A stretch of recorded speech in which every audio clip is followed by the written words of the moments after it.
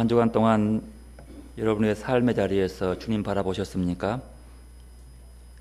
주님의 음성을 들으셨습니까? 아니, 한 주간 동안 주님의 제자로서의 삶을 살으셨습니까?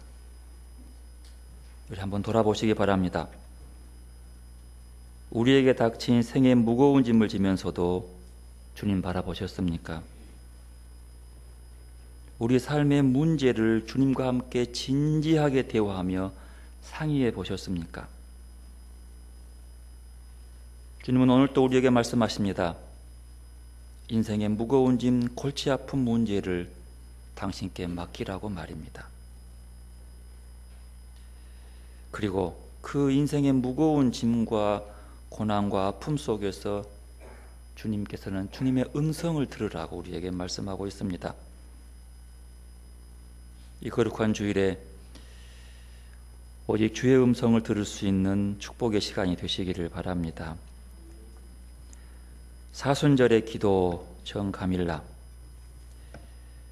오늘은 가장 가난한 마음으로, 나의 가장 낮은 모습으로, 가장 진한 눈물로 주님의 이름을 부르게 하소서. 오직 사랑한 죄 때문에 주님은 십자가에 달리셨고, 죄 많은 저희는 죄 없다고 십자가는 무겁고 버거워 못 진다 합니다.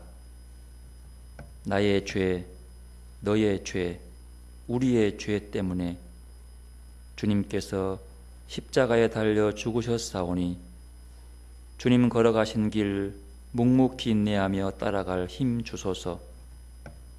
오직 사랑한 죄 때문에 죽음보다 더한 쓴 잔을 기꺼이 마시고 죽음을 이겨내시고 부활하신 예수님, 우리 또한 주님을 닮지 않고는 감히 누구도 사랑한다 말할 수 없사오니 오늘 또 주님을 닮아가는 가장 낮은 모습으로 주님이 마신 쓴 잔도 우리도 기꺼이 마시며 내 자신을 부인하고 나의 십자가를 겸손하게 지고 갈 믿음과 용기와 힘을 주옵소서.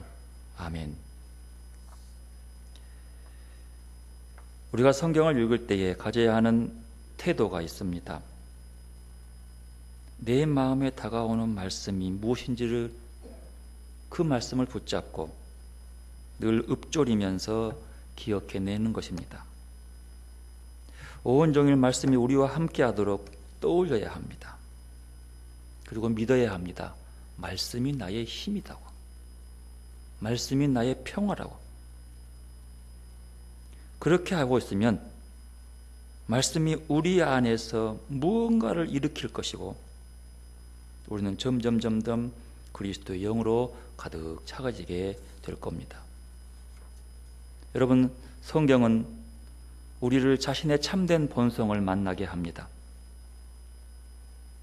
성경 말씀이 우리 마음을 움직이며 이 세상을 새롭게 태어나도 살아갈 수 있도록, 새로운 태도로 살 수 있도록 인도합니다. 새로운 삶의 태도는 새로운 실존적 체험을 하게 하는 거죠. 세상이 바뀐 게 아니라 내가 변화되는 거예요. 말씀은 우리의 생각과 행동과 실존을 변화시키는 것입니다. 또한 성경 말씀은 언제나 치유의 말씀입니다. 우리의 상처를 치유합니다. 상처 입은 우리 영혼을 치유합니다. 그리고 말씀은 정결케 하는 힘이 있습니다. 말씀은 우리를 내 안의 맑은 본질을 만나게 합니다. 그리고 말씀은 우리를 늘 기쁨으로 가득 채웁니다. 그리고 말씀은 우리의 인생길을 비추는 빛입니다. 우리가 깊이 말씀을 읽고 말씀 안으로 들어가면 깊은 영적인 체험으로, 하나님 체험으로, 그리고 온갖 두려움과 피상적인 것에 대한 모든 집착에서 벗어나는 구원을 체험할 수 있습니다. 아니, 그렇게 이끌어 갑니다. 그러므로 성경은 머리로만 읽어서는 안 됩니다. 말씀이 그저 내 마음에 스며들도록 두어야 합니다. 말씀이 아주 낯설더라도 그 말씀을 맛보려고 애를 써야 합니다. 말씀은 살아 움직입니다. 말씀은 내 안에 스며들어오게 하면 치유와 해방과 구원을 일으키는 것이 말씀입니다. 그때에 내 자신은 또 다른 삶을 또 다르게 살아가게 되는 거지요. 내 안을 밝게 하고 내 안에 희망차게 하고 내 안에 기쁨으로 채워주게 되는 것이죠. 말씀의 빛이 우리 마음을 비추어서 우리 안에 있는 빛을 보게 하고 우리 가운데 환히 빛나고 우리를 그분에게 잠겨들게 하는 거룩한 빛을 보게 합니다. 우리는 그 거룩한 빛 안에서 온전히 내 자신이 되고 내 존엄을 깨닫게 되는, 거기서만 가능한 겁니다. 오늘 본문인 요한복음 2장은 가나 혼인잔치 이야기입니다. 우리가 너무 많이 들었던 얘기, 그래서 쉽게 생각하는 본문입니다. 여러분이 가나 혼인잔치의 이 얘기를 들으면 여러분에게 확 다가온 게 뭐가 있습니까? 여러분에게 강한 느낌을 주는 게 뭐가 있습니까? 한번 생각해 보십시오. 이 비유의 이야기, 아니 이 기적의 이야기가 내게 무엇으로 다가옵니까? 체계적으로 영성을 공부하면서 저에게 5번이나 이 말씀이 주어졌습니다. 말씀을 깊이 들여다보고 주님 붙잡고 주님과 대화해 보라고. 그 5번의 시간은 참으로 의미 있었지만은 각각 다르게 내 마음속에 다가왔습니다. 드디어 한 번에 80분씩을 5번을 묵상하도록 하루에 이 말씀을 또 주었습니다. 여러 번 묵상해 보았습니다. 최소한 예수 영성 제자 훈련생들에게 2번 이상 이 본문을 주고 말씀하신 것이 무언가 한번 말씀 안으로 들어가 보라고, 말씀이 내게 어떻게 다가오고 내가 어떻게 그 말씀으로 들어가는지를 한번 알아보라고 했습니다. 말씀이 나에게 무슨 말씀하고 있는지, 이 이야기에서 나와 주님과의 만나는 그 자리가 어디인지, 나는 어떻게 주님께 나아갔고 이 말씀 안에서 주님은 나에게 어떻게 다가오셨는지, 그리고 이 말씀 속에서, 이 이야기 속에서 내 마음을 움직이고 흔들리게 하는 자리가 어디 있는지, 그리고 그 자리를 깊이 묵상하고 또 묵상하고 80분 지난 다음에 또다시 한번 그 장면으로 들어가고 싶은 자리가 어디인지를 찾아서 고민하게 되어 보았습니다. 여기서 한 번은 80분을 얘기합니다. 이렇게 오늘은 이 오늘 본 말씀이 제게 어떻게 다가왔고 내가 어떻게 그 말씀으로 들어가고 어떻게 주님 만났는지에 대한 이야기를 함께 나눠보고자 합니다. 먼저 그러기 위해서는 이 말씀의 배경을 먼저 전체적으로 알아보고 들어가는 것이 옳습니다. 오늘 본문 1절 2절을 보면 이렇게 말합니다. 사흘째 되던 날 갈릴리 가나에 혼례가 있어 예수의 어머니도 거기 계시고 예수와 그의 아들도 혼례의 청함을 받았더니. 저는 이 말씀을 주의 깊게 보았습니다. 이 1, 2절 말씀 보면 이미 혼인잔치는 상당 시간이 흘러간 뒤였습니다. 시차적인 적응이 있습니다. 그리고 더 나아가서 예수의 어머니도 거기 계시고라고 구별해 놓는 것은 예수님의 어머니나 예수님이 함께 그 결혼잔치에 간 것을 아니라고 보여요. 예수님께서 먼저 가셔서 그 잔치에 계신 거예요. 참고로 유대인들은 결혼잔치를 하면 기본이 일주일 동안 잔치를 합니다. 그걸 축약시키면 3일 정도 합니다. 이게 보통 일주일이 기본이에요. 일주일 동안 밤늦도록 잔치 벌이고 그렇게 흥겹게 보내는 거죠. 잔치입니다. 그리고 그 잔치에는 언제나 포도주가 떨어져서는 아니 됩니다. 그렇게 진행되는 과정 속에서 예수님의 가족도 청함받았습니다. 예수님의 어머니는 거기 계시니라고 하는 말씀 속에서 벌써 그 잔치 초창기부터 가가지고 그곳에서 그 일을 도와주는 것처럼 보입니다. 우리도 결혼할 때 이웃집의 잔치를 그냥 보지 않지요.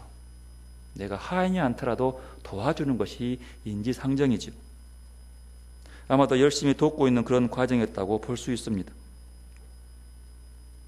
문제는 포도주였습니다. 포도주가 떨어졌다는 얘기를 보면 벌써 이 잔치는 한참 지나버렸다고 볼 수 있습니다. 시점 볼 수가 있죠. 즉 말하면 포도주가 없는 유대인의 잔치는 없습니다. 모든 잔치에 떨어지면 끝나는 거예요. 어쩌면 이 잔치는 끝나가는 자리입니다. 포도주는요, 그들에게는 축복의 선물이에요.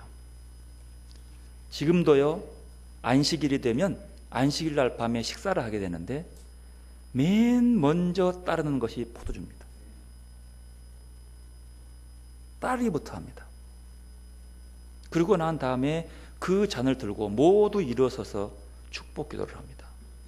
가장이 하죠. 하나님, 우리에게 이 귀한 포도주를 마시게 해주어서 감사하다고 간절히 기도합니다. 그리고 그 잔을 높이 들어서 하나님께 영광을 돌리고 그 잔을 마셔요. 그리고 자리에 앉으면 그때부터 음식이 나옵니다. 대화가 이어집니다. 유대인의 속담에요, 포도주를 마시지 않는 자와 친구하지 마라. 우리하고 너무 문화가 다르죠. 그들은 이 포도주는 하나님께서 그들에게 준 가장 귀한 축복의 선물 첫 번째로 꼽고 있어요. 그 이후의 배경은 제가 얘기 들었습니다만 있습니다. 포도주를 마시는데 기도하라. 그것도 굉장히 경건한 기도로. 그리고 안식일 식사가 진행됩니다. 그곳에는 랍비도 있을 수 있고요, 그곳에는 초청한 손님도 있을 수 있고요, 가족이 함께 모여서 하는 것이죠. 그래서 그들은 그 포도주가 떨어졌다고 하는 것은 이 잔치는 끝났다는 소리예요. 그리고 3절에 보면 포도주가 떨어진지라, 그리고 예수의 어머니가 예수에게 이르되 저들의 포도주가 없다.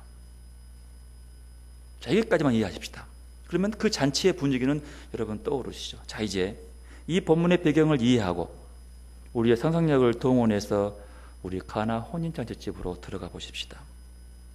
여러분도 함께 가시기를 바랍니다.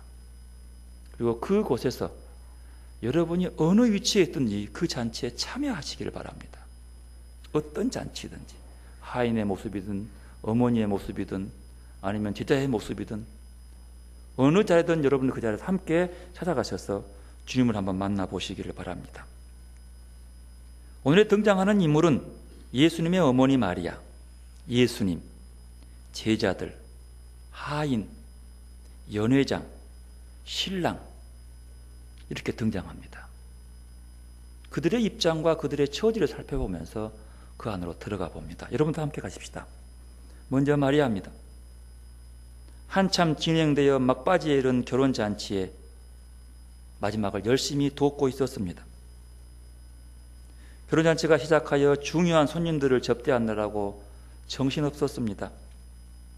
그래서 무척 지치고 힘든 피곤한 시간들이었습니다. 너무나 많은 손님들이 그 잔치에 온 것으로 보입니다. 6절에 보면 유대인의 정결 예식을 따라서 두세 통 드는 돌 항아리 6개가 비어 있다라고 얘기합니다. 참고로 이 돌 항아리의 물은 유대의 정결 예식에 따라서 그 잔치에 온 손님들의 손을 씻어주는 물이었습니다. 그 손 씻어주는 일을 한 사람이 하인들이었습니다. 그러면 6동의 큰 돌 항아리의 물이 다 떨어졌다고 하는 것은 무슨 얘기일까요? 그만큼 손님들이 많이 왔다는 거예요. 그들을 지금까지 다 접대했다는 거예요. 그런데도 손님이 오고 있습니다. 그러면 예상 외로 많은 손님이 왔다는 뜻입니다. 더 나아가서 포도주까지 없다고 하는 것은 얼마나 많은 손님들을 접했냐라고 볼 수 있었습니다. 여러분, 그러면 그 잔치에 시중드는 사람들이 얼마나 피곤하고 힘들었겠습니까? 예상보다 훨씬 많은 사람들이었습니다. 그러니 그 일을 함께 했던 마리아가 참 많이 지치고 피곤했을 것이라고 짐작됩니다. 그런데 파장 분위기 같은 이 잔치 자리에 그렇게 아끼고 사랑하는 아들 예수가 일행을 데리고 들어오는 것입니다. 이 말의 의미는 예수님은 이 잔치에 초청된 것이 사실이지만 실은 중요한 사람으로 초청된 것은 아니라고 볼 수 있습니다. 왜냐하면 초청된 손님 중에서 중요한 사람은 벌써 신랑이 나와서 그들을 다 영접했는데 이제 끝나가는 잔치 자리에 신랑이 예수를 영접하지도 않습니다. 그 광경을 지켜보면서 뛰어나와서 그를 영접한 사람은 지금까지 열심히 시중들었던 예수의 어머니였습니다. 뛰어나와서 달려와서 어머니가 그 아들을 본 겁니다. 이 귀한 아들이 이렇게 가벼운 잔치 자리에 가벼운 모습 초청되는 그 모습, 혹시 그 아들이 이 잔치를 보고 푸대접 받는 것에 상처를 받지 않을까? 실망하지 않을까? 그래서 결혼잔치집의 분위기를 말하기 위해서 뛰어가서 말합니다. 저들에게 포도주가 없다.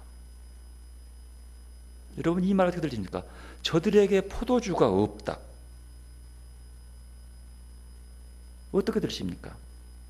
혹시 예수님의 능력을 다 아시는 마리아가 포도주가 떨어졌으니 기적을 일으켜서 만들어 주라는 뜻일까요? 물론 그렇게 들릴 수도 있습니다. 하지만 저에게는 꼭 그렇게 단순하게 들려오지 않았습니다. 왜냐하면 예수님의 어머니 마리아라고 소개하는 어머니 때문이었습니다. 어머니의 마음이 그것 만들어달라고 부탁하기 위해서 저들에게 포도주가 없다라고 부탁한 것일까요? 저 어린 시절 우리 어머니가 옆집 결혼잔치집에 가서 일을 돕고 있었습니다. 어머니를 찾으러 간 거예요. 저 멀리 어린 아들이 와서 들어오는 걸 보고 얼른 앞치마에 손을 쓱쓱 닦더니 불러서 한쪽으로 데려갑니다. 그리고 쑥 내밀면서 전화를 집어주는 거예요. 이게 어머니의 마음인 거예요. 거기서 어린 아이가 무슨 귀한 손님이겠어요? 누가 그를 접대하겠어요? 하지만 엄마는 그 자식을 위해서 쑥 가서 하나 내밀면서 먹여주는 것이 엄마의 마음이죠. 잔치가 끝나가서 포도주가 없습니다. 실망하지 않게 하기 위해서 너 줄 곳이 많이 없지 않느냐? 엄마의 마음으로 아들을 걱정하는 모습이 아닙니까? 무엇보다 저는 저들에게라는 말에 주목해 보았습니다. 저들은 누구를 가리킵니까? 벌써부터 포도주와 손도 씻지 않고 온 손님들이 그 자리에 앉아 있음을 봅니다. 저들 봐, 네보다 먼저 온 저들도 포도주가 없지 않느냐? 그러니까 네에게 혹시 이 잔치에 가장 중요한 그것이 없다 하더라도 이해해 주리, 마음 상처받지 마. 그 아들의 처지가 너무 가엾어서 연민의 정을 느끼는 그런 모습. 저렇게 푸대접 받는 이들에게 포도주를 마시는 잔치 분위기, 저들을 귀히 존중할 수 있는 길이 있을까라고 엿주는 것일도 있습니다. 그러니 이 어머니의 마음은 아들뿐만 아니라 이 흥겨운 잔치 자리에서 가볍게 여김받는 불쌍한 저들을 구원할 수 있는 길이 있겠느냐라는 풀이로도 볼 수 있습니다. 그렇게 안타까워서 아들을 사랑해서 마음 다치지 않게 반갑게 맞이한 어머니에게, 그리고 잔치의 분위기를 있는 그대로 전해줌으로 실망하지 않으려고 따뜻하고 환한 얼굴로 맞이한 어머니에게 아들 예수의 반응은 너무나 차갑고 냉정합니다. 마치 사춘기를 지나는 아들처럼 귀찮다는 뜻, 기분 나쁘다는 뜻, 여자여, 나와 무슨 상관이 있습니까? 내 때가 아닌데 내가 나설 일이 아니지 않습니까? 왜 귀찮게 그런 걸 내게 알려주는 것입니까? 라는 투로 대답합니다. 참으로 아이러니합니다. 이 광경을 지켜본 하인의 얼굴이 불쾌함이 묻어납니다. 참 부지런하고 좋은 어머니인데 저 아들은 어머니의 마음을 저렇게 모르다니 상이 찌푸러집니다. 어찌 저럴 수가 있을까? 지켜본 하인은 너무도 기분이 나빠서 한 대 쥐어받고 싶은 생각이 들었습니다. 그런데 그 어머니는 그 퉁명스럽고 매몰찬 아들의 대답에 얼굴 한번 붉히지 않고 오히려 곁에 있는 하인에게 말합니다. 당신들에게 무슨 말을 하든지 그대로 좀 따라 하시오. 어찌 이럴 수 있단 말인가? 아무리 어머니라고 이럴 땐 꾸짖기라도 해야 하는데 하면서 하인은 아들을 보고 쌍을 찌푸렸지만 부지런하고 성실하고 진실하고 진지한 그 어머니의 부탁이니 들어주기로 마음먹었습니다. 진짜 어이없지만 그래도 자애로운 어머니의 부탁이니 이제 끝나가는 잔치마당에서도 그들이 원하면 뭐든지 내가 정성껏 갖다 주리 라고 생각하고 있었습니다. 근데 뜬금없이 아주 퉁명스럽게 예수가 말하는 겁니다. 돌 항아리에 물 좀 채우시오. 하인은 정말로 어이가 없었습니다. 얼마나 큰 항아리인데 이제 저 항아리에 물을 채워서 뭐하게?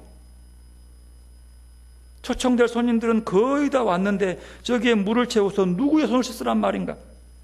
도무지 이해가 가지 않았습니다. 아이고, 지 손 안 씻겨줬다 그러는가?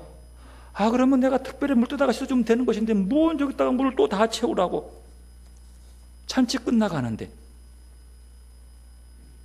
그렇지만 그 착하고 자애로운 어머니의 부탁이니 마음을 가라앉히고 그래, 틀어주자 라고 생각하며 조금 무거웠지만 물을 길러 6개의 돌 항아리에 가득 채웠습니다. 가만히 팔짱 껴고 지켜본 예수가 다 채우고 나니까 힘든데 이제 그 물을 떠서 연회장에 갖다 주시오. 대체 왜 끝나가는 결혼 예식에 잔치를 주관하는 연회장에게 물을 떠서 또 손을 씻게 하라고? 이게 뭐 하겠다는 거예요? 라고 투덜댑니다. 그래도 그 어머니 마리아의 부탁이니까 어머니를 봐서 별 의미 없이 물을 푹 떠다가 투덜투덜 연회장에게 갖다 주었습니다. 연회장은 무슨 영문인지도 모르고 그 물을 봤더니 그만 놀라고 밝은 얼굴에 일어나서 펄쩍 뜁니다. 세상에 이럴 수 있냐고. 내가 이제 포도주가 다 떨어지고 없는 줄 알고 있는데 끝나가라는 시간에 이렇게 좋고 질 좋은 포도주가 이렇게 나올 수 있냐고. 물을 떠다준 하인도 기가 막혔습니다. 아니 내가 분명히 손 씻을 물을 떠다준 건데 이게 무슨 소리야? 따라주고 남은 물을 맛보았습니다. 근데 그건 물이 아니라 포도주인 겁니다. 하인은 너무도 의아해서 다시 항아리에 물을 떠다가 다른 사람에게 주어봤습니다. 깜짝 놀랍니다. 아니 이게 어디서 있었냐고. 분명히 없다고 했는데 어디서 나온 거냐고. 하인은 그때서야 그 상황을 짐작했습니다. 그리고 마음에 뿌듯함이 있었습니다. 얼마 전 포도주가 다 떨어져서 잔치상에 대접하지 못한 마음이 미안한 마음이었습니다. 그래도 중요한 손님은 다 포도주 주었고 이제는 주인도 제대로 신경 쓰지 않는 손님이니 괜찮겠지라고 생각했습니다. 마음 안고 누웠지만 그래도 스스로 위로했는데 6 항아리라니. 달려가서 또 힘겹게 채운 돌 항아리에 물을 떠서 손님에게 나누어 줍니다. 그 물을 마시며 사람들은 놀라며 감사해야 합니다. 자기들처럼 막바지 손님들에게 이렇게 처음 된 손님들보다 더 좋은 포도주를 내오다니, 더 질 좋은 포도주로 우리를 이렇게 귀히 대접하다니. 그들은 마시고 또 마시며 얼굴에 홍조를 띠기 시작합니다. 하인은 너무 신이라서 정신없습니다. 막 뛰어다니며 그 잔치에 흥을 돋굽니다. 예의 없이 굴었던 마리아의 아들 예수가 저 곁에서 자기를 보고 있는 겁니다. 둘이 눈이 마주치는 순간 하인은 엄지손가락을 내세워서 그에게 미소로 응답합니다. 예수는 그 얼굴 앞에 그저 고개만 끄덕이며 웃고 있는 것입니다. 진짜로 마지 못해서 그 어머니를 봐서 뾰루퉁한 마음으로 예수가 시키는 대로 했는데 이런 감격스러운 일이 생기다니. 마치 포도주를 자기가 준비한 것처럼 신이 나서 뛰어다니니 하인에는 피곤치도 않습니다. 힘들어 보이지도 않습니다. 가볍고 활기찬 발걸음으로 포도주를 대접하지 못한 자들에게 자랑스럽게 나누며 마시라고, 이 잔치를 즐기라고 그들에게 내놓았습니다. 완전히 다시 새롭게 시작하는 잔치였습니다. 지루하게 끝나가는 그 잔치에 포도주도 떨어진 그 자리에 변두리 손님으로 초대된 예수님이 오셔서 참으로 천한 자들, 관심받게 그 사람들, 잔치의 마지막 손님들에게 처음 손님보다 귀하고 풍성한 접대로 더 기쁘고 즐거운 잔치가 되었습니다. 모두 즐거워합니다. 하인이 돌 항아리에 떠온 물을 마시고 질 좋은 포도주임을 감탄하며 신랑을 칭찬하는 새로운 잔치의 시작, 바로 이것이 연회장을 통해 들려주는 또 잔치의 선포가 아닌가 들려옵니다. 늦게라도 겨우 예수님을 초대한 신랑은 이유도 모른 채 더 흥겹고 더 복된 결혼잔치를 새롭게 시작하게 된 것이었습니다. 신랑에겐 2배의 축복인 것이죠. 그리고 그 새로운 잔치에 참여한 사람들이 누구인지 보시기 바랍니다. 누구입니까? 절차를 따지고 법을 따지고 과정을 따지는 사람은 아무도 없습니다. 그저 흥에 겨워 함께 감사하며 기뻐하며 신랑의 마음을 우러러보고 참 큰 은혜라고, 나 같은 사람을 이런 대접하는 곳이 있다니, 당신이야말로 참 훌륭한 사람이라고 칭찬합니다. 바로 그 잔치의 중심에 예수님이 계십니다. 남들은 이해하지 못하지만 하인은 알고 그 잔치를 기쁨으로 이끌어갑니다. 자신도 그 기쁨을 누리며 이웃에게 그 기쁨을 나누고 있습니다. 여러분, 다시 한번 돌아보시기 바랍니다. 유대교 전통적 규례와 질서에서 소외된 자, 중심에서 밀려난 변두리 인생들에게 새로운 기쁨과 감격을 주신 예수님의 이 첫 이야기를 보시기를 바랍니다. 이 잔치를 누구는 천국잔치로 비유합니다. 그렇습니다. 예수님이 중심에 있으니 천국잔치인 거죠. 그러면 그 잔치의 주역들이 누굽니까? 그 잔치를 즐기며 기뻐하는 자들이 누굽니까? 처음에 초청된 중요한 손님들입니까? 아니면 물도 없고 포도주도 없는 후에 초청된 변두리 인생들입니까? 예수와 함께 새로운 잔치에 취하기 위해서는 무엇보다도 중요한 사람들이 있습니다. 누구입니까? 순종한 하인이었습니다. 마지못해서 어쩔 수 없어 한 순종이지만 그래도 그 잔치를 새롭게 이뤄나가는 거예요.